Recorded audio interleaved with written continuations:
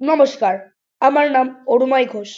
আজ আমি আমার লেখা এক গল্প পেলের জুতো গল্পটি পাঠ করে শোনাচ্ছি।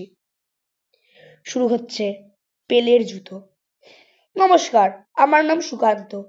আমাদের পাড়ার রৌনক এত সুন্দর ফুটবল খেলে যে ওকে টেক্কা দেওয়া যার তার কাজ নয়। সবাই রৌনককে পাড়ার বেশি বলে ডাকলেও রৌনক ছিল পেলের ভক্ত। আমাদের অঞ্চলে প্রতি বছরই একটা করে ফুটবলের লিগ হয়। রৌনকদের দল ছিল সবাই খুব ভালো প্লেয়ার যুক্ত, এবং রৌনকদের টিমের ক্যাপ্টেন ছিল বিনয়দা। বিনয়দা যেন নগেন্দ্র প্রসাদের মতো মাথা উঁচিয়ে দাঁড়িয়ে থাকতেন। কিন্তু কথায় আছে না, অতি সাধুতে গজন নষ্ট। সেই রকম রৌনকদের দল 3 বার ফাইনালে গেছে, একবারও জেতেনি। যাই হোক, এই বছরের লিগ খেলা চালু হলো, কিন্তু রৌনকদের টিম আর বিনয়দার টিম 8টি ম্যাচের মধ্যে 7টি ম্যাচ হেরে গেল। অবস্থা এতই খারাপ ছিল যে এরপর বাকি 4টে ম্যাচের মধ্যে তাদেরকে 3টে জিততে হতো। সবাইকার ভাবনা বিনয়দা আর কিছু করতে পারবে না, কিন্তু পরের 3টি ম্যাচই রৌনক ফাটিয়ে দিল। জাস্ট ফাটিয়ে দিল। কি যে মিরাক্কেল হলো! রৌনক পরের 3টে ম্যাচেই হ্যাটট্রিক করলো। এই মুহূর্তে সে লিগের সব থেকে বেশি গোল করেছে। ঘটনাটা বলতে বলতে গাটা শিউরে উঠছে। এইবার রৌনকরা উঠে গেল সরাসরি সেমিফাইনালে। সেমিফাইনালের প্রেসার হয়তো রৌনকরা সহ্য করতে পারছিল না। তাদের গা যেন কোথায় কোথায় শিউরে উঠছিল, কাটা দিয়ে উঠছিল। যাই হোক, সেমিফাইনালের ম্যাচ শুরু হলো। সেমিফাইনালের প্রথম হাফেই রৌনক আর বিনয়দার টিম 4খানা গোল খেয়ে গেল। অবস্থা এতই খারাপ যে বিনয়দা হার মেনে নিয়েছে, মাঠের একধারে বসে কাঁদছে। কিন্তু পরের হাফে এক মিরাক্কেল ঘটে গেল। অবিশ্বাসনীয় ঘটনা। রৌনক 4টে গোল মারলো। Match draw. সারা মাঠ নিস্তব্ধ। তারা কি দেখছে চোখের সামনে কিচ্ছু বুঝতে পারছে না। এর আগে এত রোমাঞ্চকর ম্যাচ তারা কোনোদিন দেখেনি। এরপর 90তম মিনিটে ডিফেন্ডারের কাছ থেকে পাস পেয়ে বিনয়দা ছুটছে, গোলের দিকে ছুটছে, বলটা মারলো, গোল! সারা মাঠ চিৎকার করে উঠলো। সবাই আনন্দে উচ্ছ্বাসিত। বিনয়দাদের টিম চতুর্থবারের জন্য ফাইনালে কোয়ালিফাই করেছে। দুদিন পরে ফাইনাল।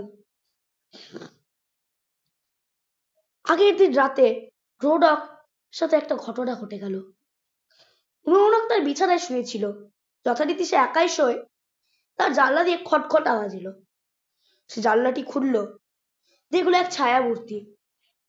সে ছায়ামূর্তির উপর 10 নম্বর জার্সিটা হলুদ হলুদ রঙের উপর পড়তে তার খুব একটা অসুবিধা হলো না।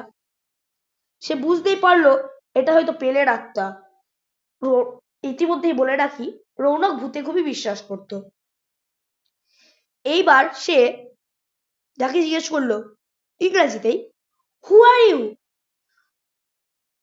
সেই লোকটি অনেক কিছু বলল পর্তুগিজ ভাষায়।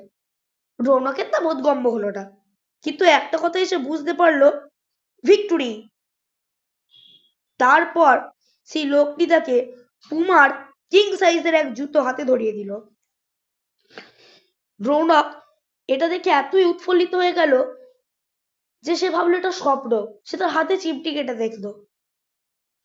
কিছুই বোঝা যাচ্ছিল না, কিছুই ক্লিয়ার ছিল না রৌনকের কাছে।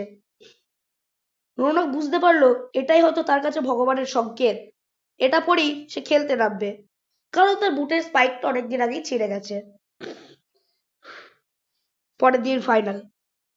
রৌনক সকালে উঠে বুটটা পরে এমন ভাবে এগিয়ে যাচ্ছে যেন আজকেই তাকে প্রমাণ করতে হবে সে কি, সে কেন, সে কিভাবে এত ভালো ফুটবলার।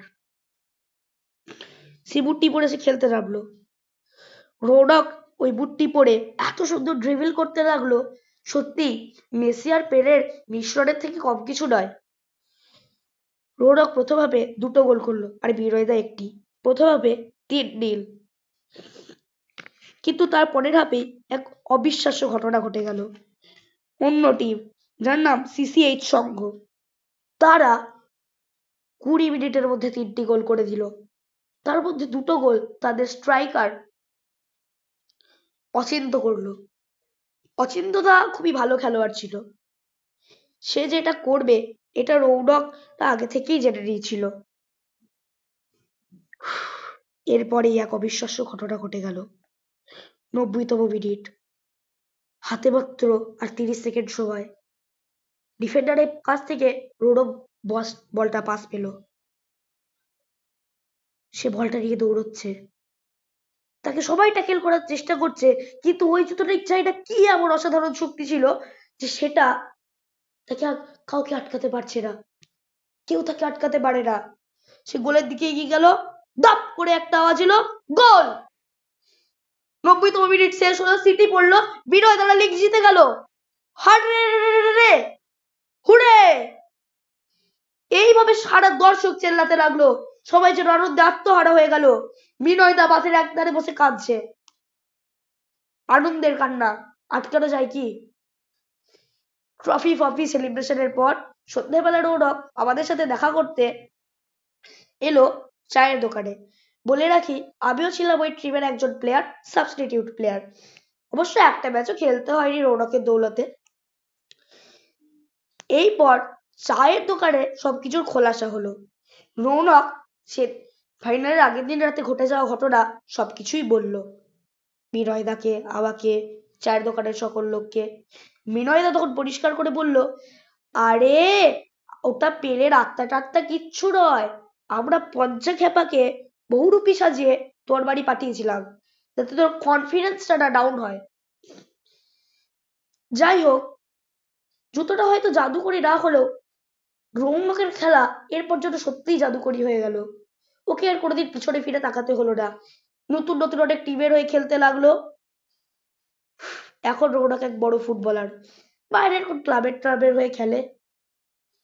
যাই হোক, এই বলে আমি আমার গল্পটি শেষ করছি। ধন্যবাদ।